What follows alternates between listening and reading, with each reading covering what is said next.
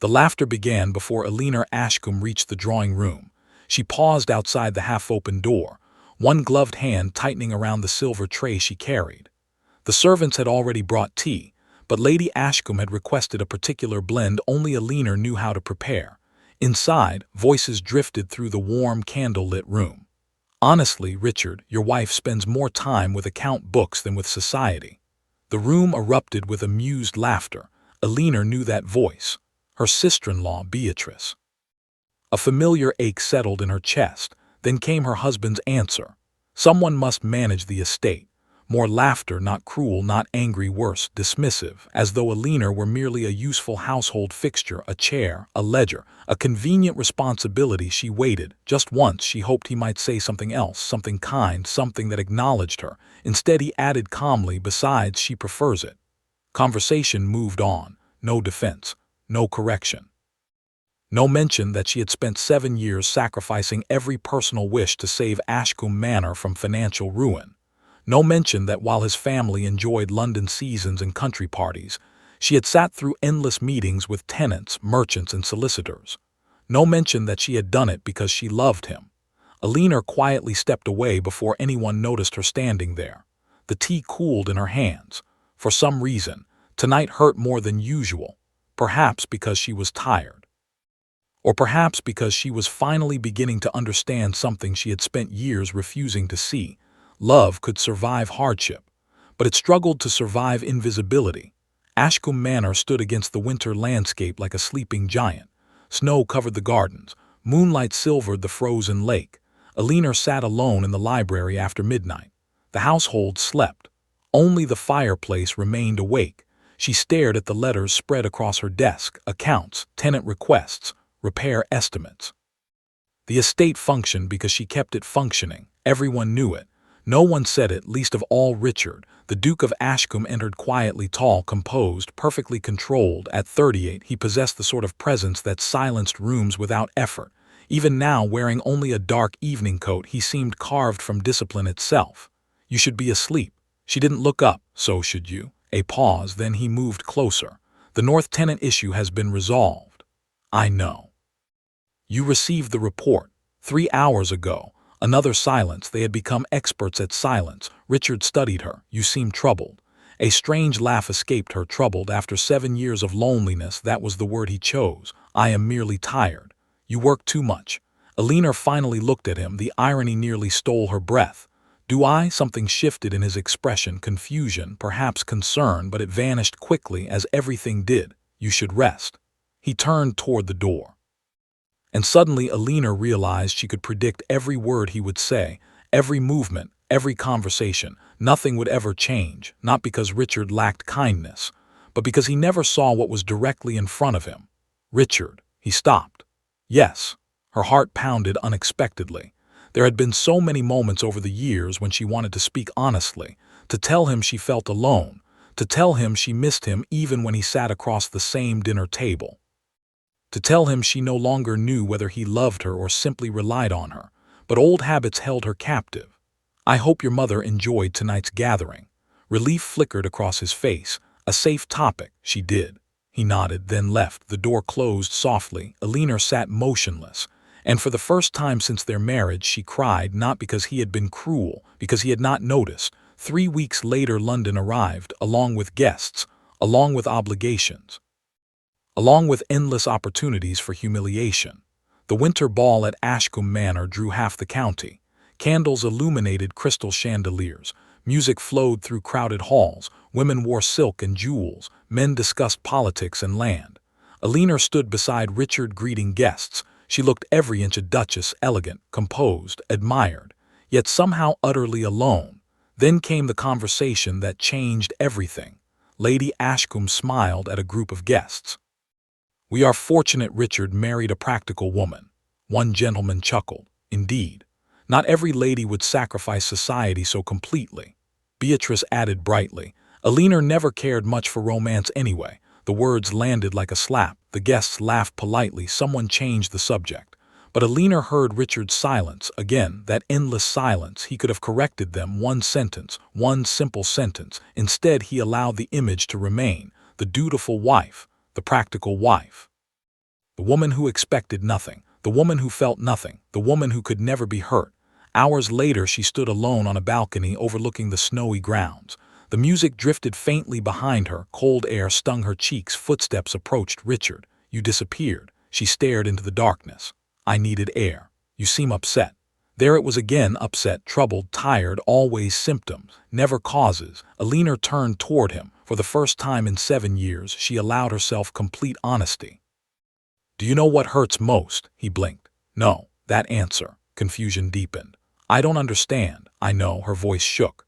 "That is precisely the problem." For a long moment neither moved. Snow drifted softly between them. The music continued, the world continued. Yet something fundamental had shifted, because for the first time, Richard Ashcombe looked genuinely uncertain. And for the first time, Eleanor realized she might no longer have the strength to keep waiting for him to understand. As she walked back inside, leaving him alone on the balcony, Richard remained standing in the falling snow, watching her go. And for reasons he could not explain, an unfamiliar feeling settled heavily in his chest, fear. The morning Eleanor left Ashcombe Manor, no one believed she meant it, not even Richard. A light snow covered the grounds as servants carried her trunks to the waiting carriage. The household watched discreetly from windows, whispering among themselves. Lady Ashcombe dismissed it with a wave of her hand. "Eleanor simply needs time away." Beatrice nodded confidently. "She has always been dramatic when exhausted." Richard stood beside the fireplace and said nothing, yet something felt wrong. For 7 years Eleanor had endured every slight, every disappointment, every lonely evening. She always stayed. That certainty had become part of the foundation of his life, as permanent as the manor itself. The carriage rolled away shortly after sunrise. Richard watched from the library window. He expected her to look back. She did not. The first week passed quietly. The second felt strange. By the third, Richard found himself noticing things he had never noticed before.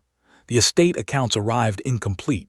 Tenant disputes remained unresolved. Merchants requested meetings. Servants approached him with questions Eleanor usually answered before anyone asked.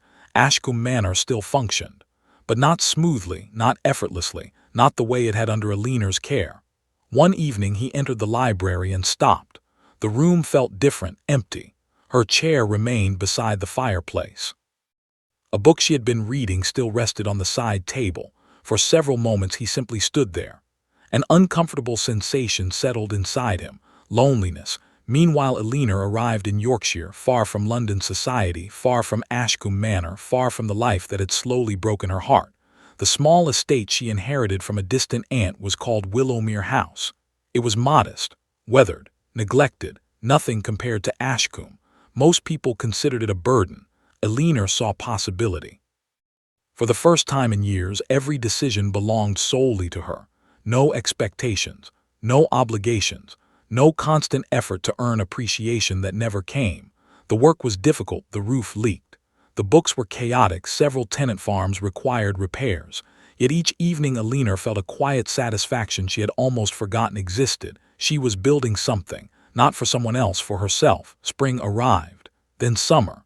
News traveled surprisingly fast through society. People expected Eleanor to return within months. Instead, she flourished. Her management transformed Willowmere. Local families respected her. Merchants admired her fairness. The village began to prosper.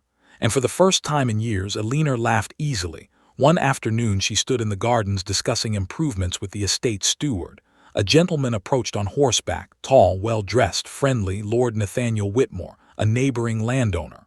"Accomplished remarkable things here, Duchess." Eleanor smiled. "Suspect the buildings deserve more credit than I do. They looked ready to collapse 6 months ago." She laughed softly.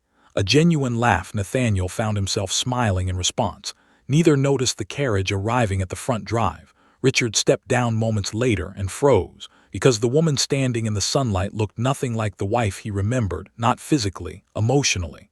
The sadness that once followed her everywhere seemed gone. In its place stood confidence, peace, and something far more dangerous: independence. For the first time since her departure, Richard felt genuine fear, because she no longer looked like a woman waiting to come home.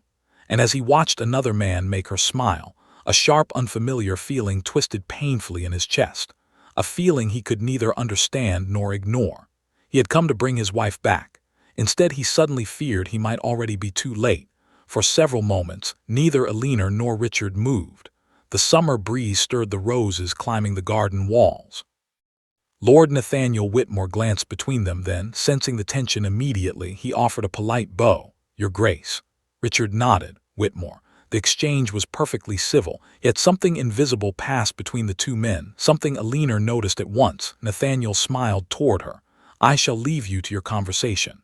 After he departed, silence settled over the garden. Richard looked at her, really looked, perhaps for the first time in years. "You seem well." Eleanor almost laughed. That was his opening remark after 6 months. "I am. You look different. People change." Answer landed harder than she intended. Richard's expression tightened. The old Eleanor would have softened immediately. This Eleanor did not.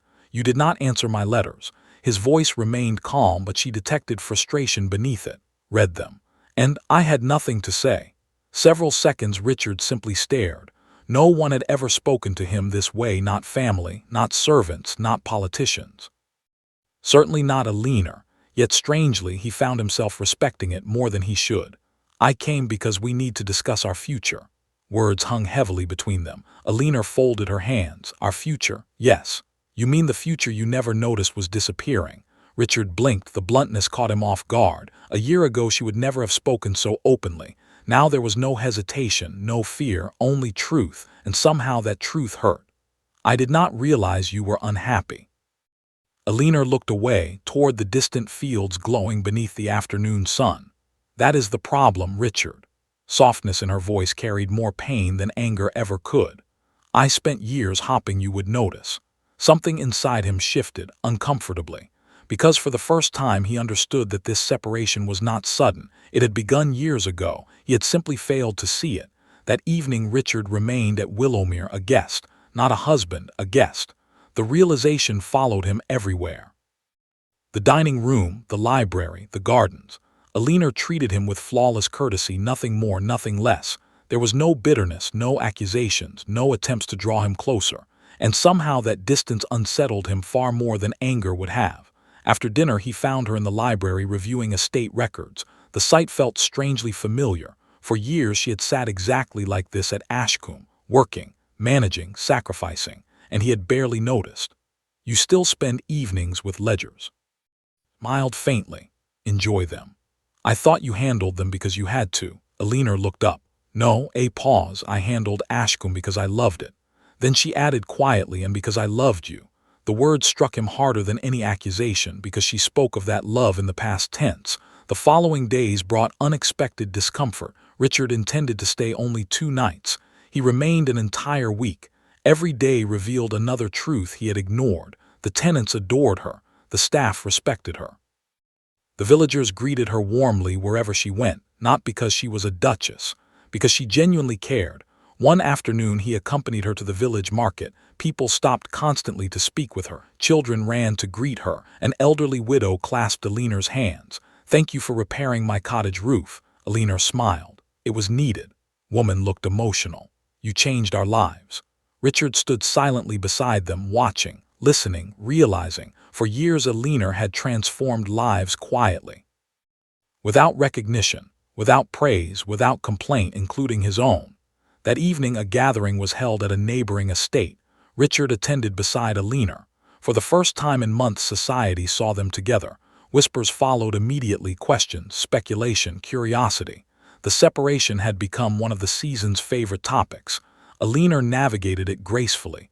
Richard remained composed. Yet throughout the evening he noticed something increasingly irritating. Lord Whitmore. The man seemed to appear everywhere. During dinner, during conversations, during walks through the gardens, always near Eleanor, always making her smile. At one point Richard watched them standing beneath lantern light. Nathaniel said something amusing. Eleanor laughed. The sound carried across the courtyard. Richard's jaw tight. A ridiculous reaction, entirely unreasonable, and yet impossible to ignore. Beatrice's words from months ago returned unexpectedly. "You never looked jealous." Richard had laughed then. Tonight he understood why. Because he had never before possessed something he feared losing. The realization arrived suddenly, brutally, and once it arrived it refused to leave. Across the courtyard, Eleanor glanced toward him. For a brief second their eyes met. Something flickered between them, not reconciliation, not forgiveness, something far more dangerous. The awareness that everything had changed, and neither of them knew what would happen next. Autumn arrived with golden fields and colder winds. Richard found excuses to visit Willowmere repeatedly. Official reasons, estate matters, legal documents, investment discussions. Neither of them mentioned the truth. He simply wanted to see her. And Eleanor knew it. The knowledge should have pleased her. Instead, it frightened her. Because the attention she had once desperately wanted was finally appearing. Only now she no longer trusted it. One rainy afternoon they found themselves trapped inside a carriage during a violent storm. Thunder rolled across the countryside. Rain battered the roof. The journey would take hours longer than expected. For much of the ride they sat in silence. Then Richard spoke. "Owe you an apology." Eleanor looked up. The words sounded unfamiliar coming from him. He stared out the window. "I failed you," she said nothing. "You gave everything to Ashcombe." His voice remained low. "And I accepted it as though it were my right." Carriage rocked gently. Neither moved, neither looked away. Finally Eleanor whispered, "Why now?" Richard swallowed. Because he had asked himself the same question countless times. Why had he only begun seeing her after she left? "I do not know." That honesty surprised both of them. Eleanor stared at him. For the first time she saw uncertainty, not confidence, not control, uncertainty. The sight affected her more than she expected, because it revealed something deeply human beneath the Duke's perfect composure. Weeks later gossip spread through London. Some claimed the Duke and Duchess were reconciling. Others claimed Lord Whitmore intended to court Eleanor. The rumors intensified daily. At a harvest ball, Eleanor discovered just how much attention society was paying. She entered the ballroom and conversations immediately quieted. Eyes followed her. Whispers circulated. The pressure felt suffocating. Then a group of ladies began discussing her loudly enough to hear. Perhaps she left deliberately. Make her husband chase her. An effective strategy. Laughter followed. Eleanor felt humiliation burn through her chest. Before she could respond, another voice interrupted, cold, sharp, dangerously calm. "Duchess requires no strategies." Room fell silent. Richard stood behind them. The women immediately paled. "The matter is private." His gaze remained steady. Any further discussion would be inappropriate. No one argued, no one dared. The women quickly retreated. Eleanor stared at him, surprised, because for 7 years he had remained silent. Tonight he had defended her without hesitation, without being asked, without considering appearances. The moment lingered between them long after the music resumed. And for the first time since leaving Ashcombe Manor, Eleanor wondered whether the man she had loved all those years might finally be awakening. Yet neither knew that a far greater test waited ahead, one that would force both of them to decide exactly what they meant to each other.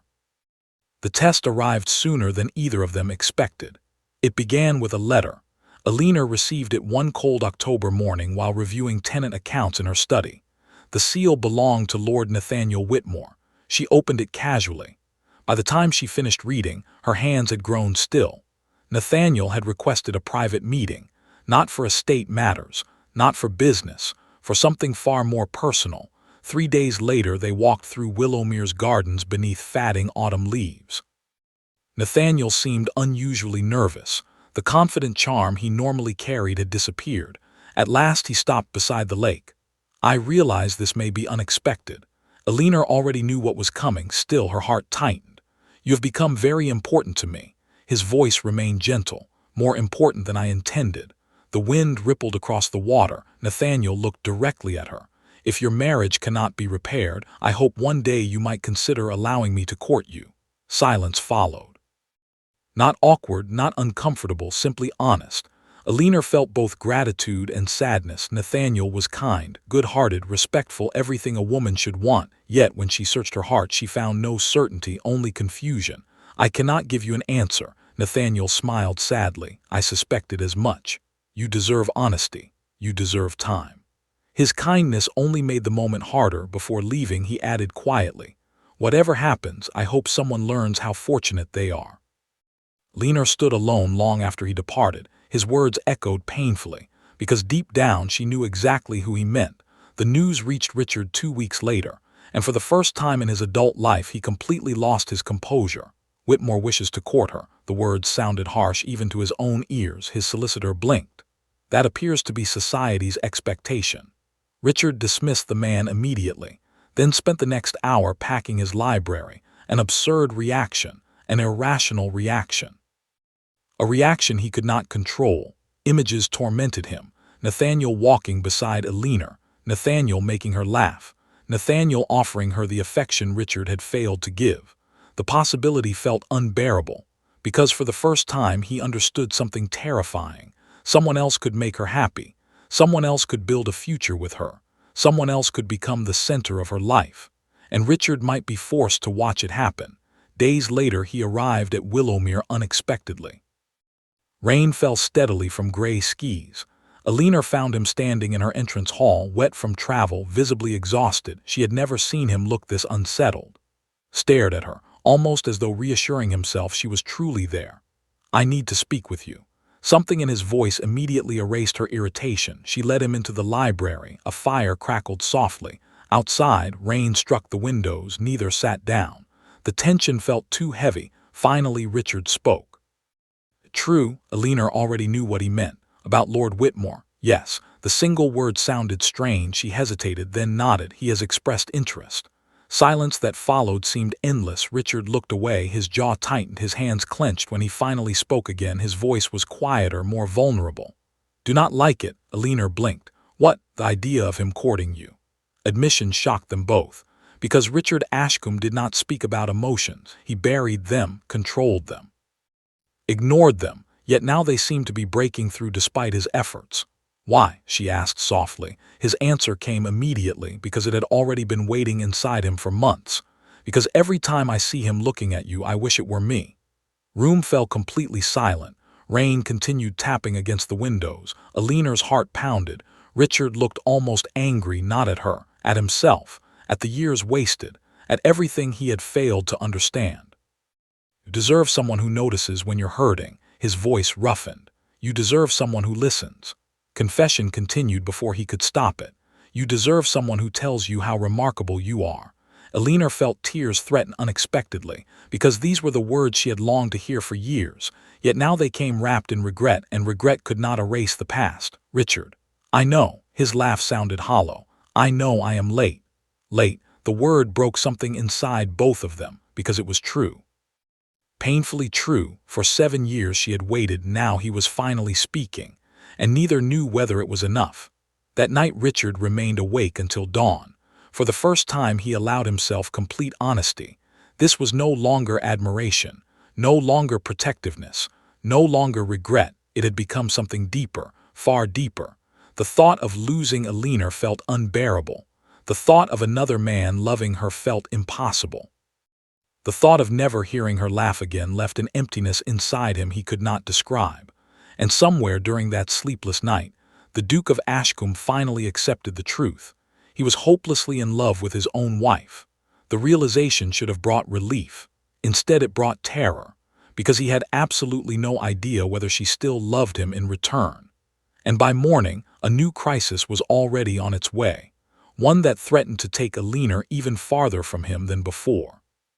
The crisis arrived in the form of debt, not Eleanor's debt, Lady Ashcombe's. For years, Richard's mother had quietly accumulated obligations through investments that promised impossible returns.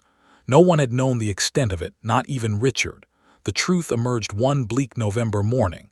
The losses were staggering, enough to damage Ashcombe's reputation, enough to threaten several estate holdings, enough to become the scandal of the season. Within days, London society was buzzing. Every drawing room carried whispers. Every dinner table discussed the matter, and as always, blame needed a target. Unfortunately, that target became Eleanor. She abandoned the family when they needed her. Accusations spread quickly. Some claimed she had left to avoid responsibility. Others insisted she had always been selfish beneath her composed exterior. The rumors grew uglier each day. Eleanor tried to ignore them, but even Willowmere could not entirely escape London's gossip. One afternoon she returned from the village to find several newspapers waiting on her desk. The headlines were merciless. Her chest tightened, not because strangers misunderstood her, because she knew exactly how this would end. The Ashcombe family would close ranks, they always did, and Richard would stand beside them. As he always had, that assumption survived precisely 3 days. Then Richard arrived in London and shocked everyone. The annual winter assembly had drawn half the aristocracy. The ballroom glittered beneath hundreds of candles. Conversations flowed effortlessly. Until Lady Harcourt made a mistake. She spoke loudly, too loudly. The Duchess abandoned her duties long ago. Several nearby guests nodded.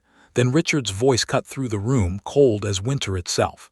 No. Ballroom fell silent, every head turned. Richard stood perfectly still, yet something dangerous radiated from him.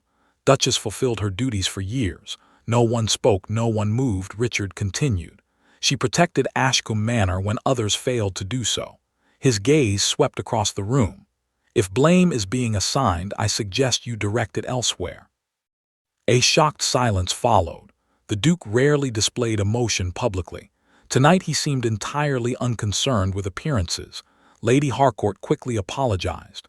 The conversation died immediately. Yet the damage had already been done, not to Eleanor, to society's assumptions. Because for the first time Richard had chosen her openly, publicly. Without hesitation the news reached Willowmere within days. Eleanor read the account twice. Then a third time. The paper trembled slightly in her hands. He had defended her. Not privately, not quietly, publicly, against his own social circle, against people whose approval once mattered greatly to him. The realization unsettled her more than she expected, because it proved something important. Richard was changing, not through promises, through. Arrived, snow returned. The countryside transformed into white silence. Then came another unexpected development. Lady Ashcombe requested a meeting. Eleanor nearly refused, nearly. But years of affection made it impossible. The older woman arrived looking far older than before, tired, fragile, ashamed. For several minutes neither spoke. Then Lady Ashcombe sighed. "Owe you an apology." Eleanor stared. The words felt almost unreal. The older woman smiled sadly. "I spent years expecting everything from you." Her eyes glistened.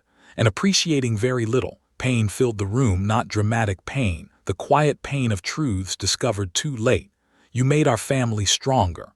Ashcombe's voice trembled. "And we treated your strength as though it required no gratitude." Eleanor felt tears forming unexpectedly. Because this apology represented something she had stopped hoping for long ago, recognition. At last that evening, after Lady Ashcombe departed, Richard arrived. Snow dusted his coat. His expression looked weary. Yet when he saw Eleanor, something softened immediately. The sight did strange things to him now. Things he could no longer control. They walked through the gardens together. Moonlight reflected across untouched snow. For a while neither spoke. Then Richard finally broke the silence. "My mother told me she visited." "Did?" And Eleanor looked toward the frozen lake. It helped. Relief flashed briefly across his face, then disappeared, because there was still one question neither of them had addressed, the most important question. Eleanor. His voice lowered. She turned. He looked vulnerable, truly vulnerable, perhaps for the first time since she had met him. "If I had understood sooner." The sentence died unfinished. Pain crossed his face, the kind born from regret, deep regret. "I know," she whispered. "No," he shook his head. "Don't." For several moments he struggled to continue, then the words emerged, raw, honest, unprotected. "I would give anything to undo those years." The confession hung between them. Snow drifted quietly around them. Richard looked at her as though nothing else existed. "I cannot change the past." His voice broke slightly. "But every day I wake up wishing I could." Eleanor felt her heart ache, because she believed him entirely, and that made everything harder, not easier, harder. Because forgiveness was slowly becoming possible. And forgiveness carried its own risks. When Richard finally left that night, Eleanor remained standing in the snow long afterward. For months she had built a life independent of him. A life she loved. A life she was proud of. Now the man who had once broken her heart was becoming someone new, someone she could admire again. Someone she might even trust again. The possibility terrified her, because trusting him meant risking another heartbreak. Yet as she watched his carriage disappear into the winter darkness, one truth became impossible to deny. She still loved him. And that realization arrived just as a letter from Lord Whitmore appeared the following morning. A letter that would force Eleanor to choose between the safe future she could have and the uncertain future her heart still wanted.